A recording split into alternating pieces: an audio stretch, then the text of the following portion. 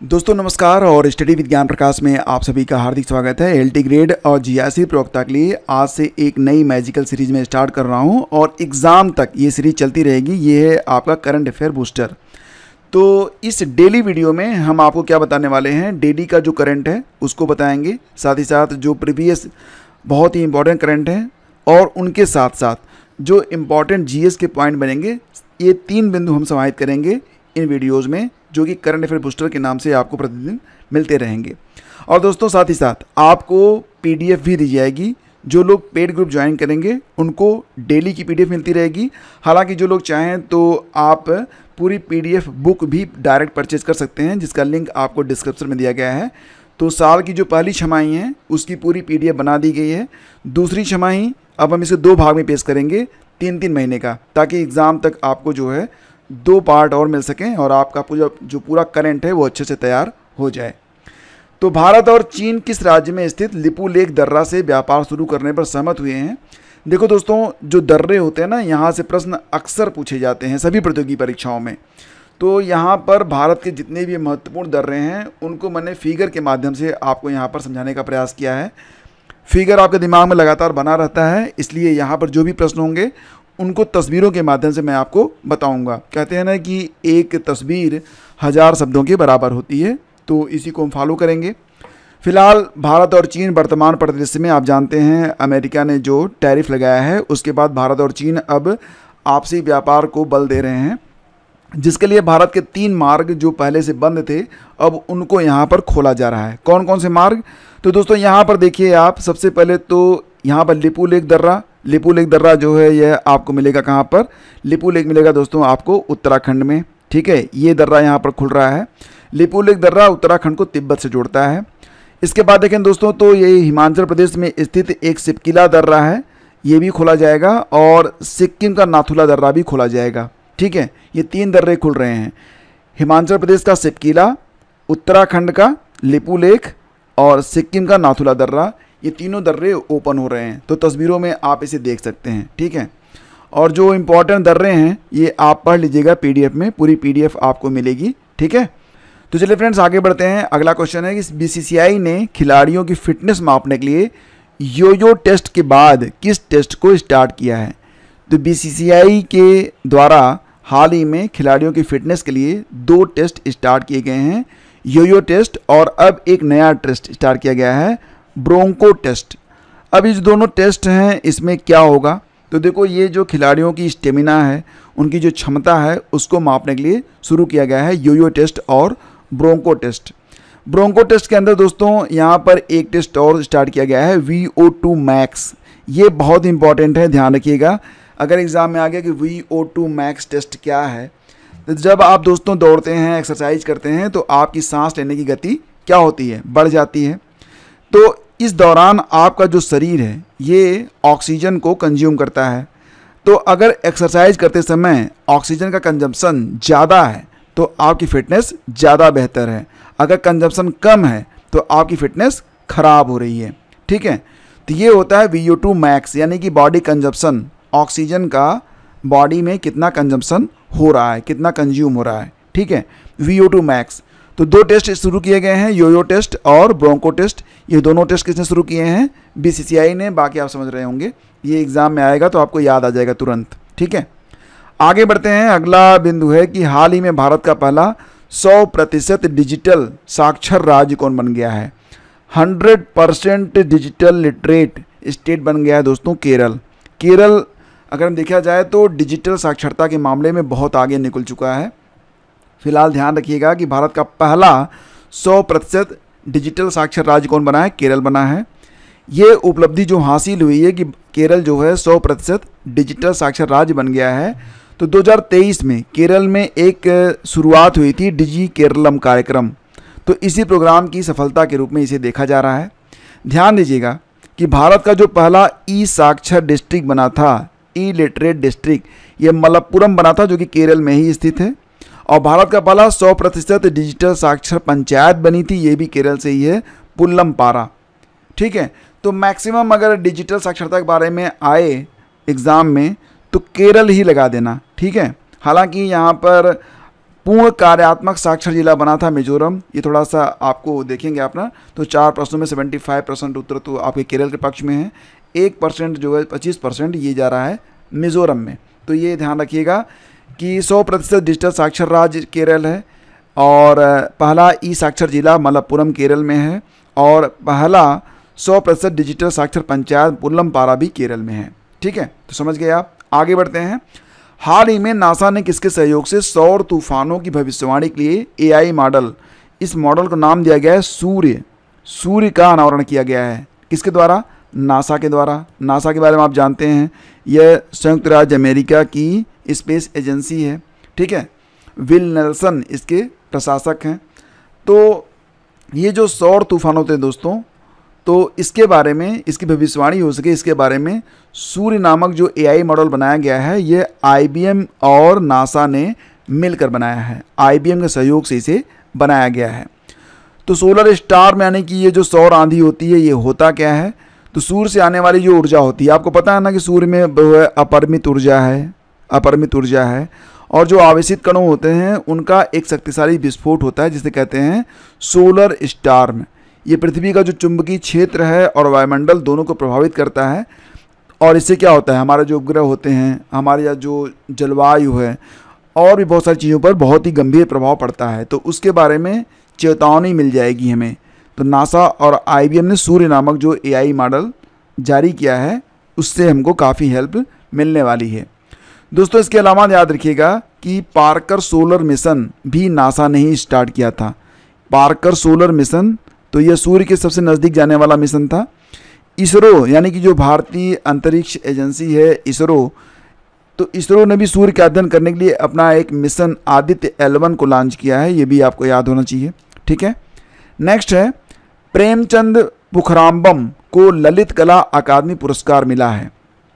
ये हैं प्रेमचंद पुखराम्बम, कहाँ के हैं दोस्तों? तो ये मणिपुर के एक जाने माने मूर्तिकार हैं। इन्होंने लकड़ी से एक मूर्ति बनाई है। ये लकड़ी से बनी हुई मूर्ति है, और ये बहुत कुछ बयां करती है दोस्तों। तो इस मूर्ति को इन्होंने क्या नाम दिया है?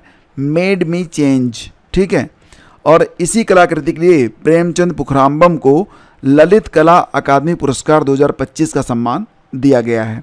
ठीक है, बात करें अगर ललित कला अकादमी पुरस्कार के बारे में, तो यह स्थापित हुआ था 1954 में। पहली बार इसे 1955 में जैमिनी राय को दिया गया था। और ललित कला अकादमी, तो इसके संस्थापक कौन थे? तत्कालीन शिक्षा मंत्री मौलाना अबुल कलाम आज़ाद। हेडक्वार्टर मिलेगा आपको नई दिल्ली में।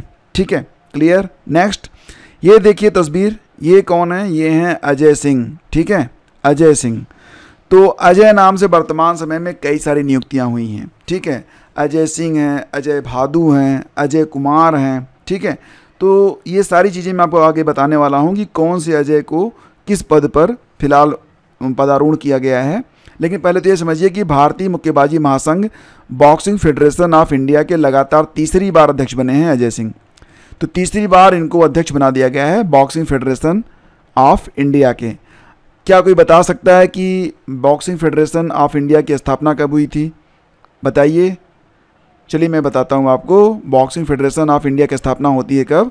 2016 में। हेडक्वार्टर इसका मिलेगा आपको नई दिल्ली में। अब बाकी के जो अजय कुमार हैं, जो कि बहुत इंपॉर्टेंट हैं, उनको भी देखते हैं। जैसे कि अजय सेठ, ये इरडाई के अध्यक्ष बनाए गए हैं। IRDAI के अध्यक्ष बने हैं अजय सेठ। ठीक है, बात करते हैं अजय भूषण प्रसाद पांडे जी के बारे में। ये एशियन इंफ्रास्ट्रक्चर इन्वेस्टमेंट बैंक के उपाध्यक्ष बने हैं। ठीक है, एशियन इंफ्रास्ट्रक्चर एशियन बैंक के उपाध्यक्ष बने हैं कौन? अजय भूषण प्रसाद पांडे। अजय कुमार UPSC संघ लोक सेवा आयोग के अध्यक्ष बने हैं। अजय भादु 3 महीने के लिए विदेश व्यापार महानिदेशक DGFT का अतिरिक्त कार्यभार संभाले हुए हैं। ठीक है, तो ये सभी नाम आपको पता होने चाहिए। रिवीजन करेंगे तो नाम याद रहेंगे, चिंता मत करिएगा। हाल ही में पूर्व ट्विटर CEO पराग अग्रवाल ने मशीनों के लिए वेब बनाने हेतु AI स्टार्टअप लॉन्च किया है। उसका नाम बताइए। ये प्रश्न आप समझ पा रहे हैं? पराग अग्रवाल जो कि ट्विटर के पूर्व CEO थे। ट्विटर को अब X के नाम से जाना जाता है। अब पूर्व में हैं, तो वर्तमान में जो X के CEO हैं उसका नाम बताइए। आप कमेंट करिए, गूगल करिए, लेकिन कमेंट करिए। ठीक है, फिलहाल पराग अग्रवाल ये खाली तो बैठेंगे नहीं, इन्होंने अपना काम स्टार्ट कर दिया है। और अब आप जानते हैं ना कि एआई के माध्यम से आपको बहुत सारे उत्तर मिल रहे हैं, तो एआई अब क्या करेगा, इंटरनेट पर सर्फ भी करेगा। तो उसी के लिए इन्होंने यहाँ पर एक पैरेलल वेब सिस्टम नाम से एक सिस्टम तो तैयार किया है।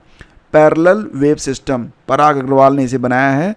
इससे एआई की जो मशीनें हैं उनको और अधिक ज्ञान बांटने में सहायता मिलेगी। ठीक है, आगे बढ़ते हैं।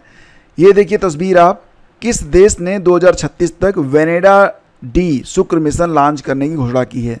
एग्जैक्टली इसका नाम वेनेडा डी मिशन ही होना चाहिए था, क्योंकि शुक्र तो मैंने जोड़ दिया ताकि आप इसे समझ पाएँ कि यह एक शुक्र ग्रह का मिशन है। वेनेरा जो है यह एक रसियन शब्द है और इसका मतलब ही होता है शुक्र। ठीक है, तो वेनेरा डी ये शुक्र मिशन स्टार्ट किया है किसने, रूस ने। 2036 में इसे लॉन्च किया जाएगा, तो शुक्र ग्रह तक ये जाएगा वेनेरा डी नामक जो मिशन स्टार्ट किया गया है। इससे पहले 1961, 1961 और 1983 में सोवियत संघ के 4 वेनेरा प्रोब ने शुक्र की सतह की महत्वपूर्ण फोटो ली थी। अब ये जो मिशन जाएगा इसमें एक लैंडर होगा, एक बैलून प्रोब होगा और एक कक्षीय अंतरिक्ष यान शामिल किया जाएगा।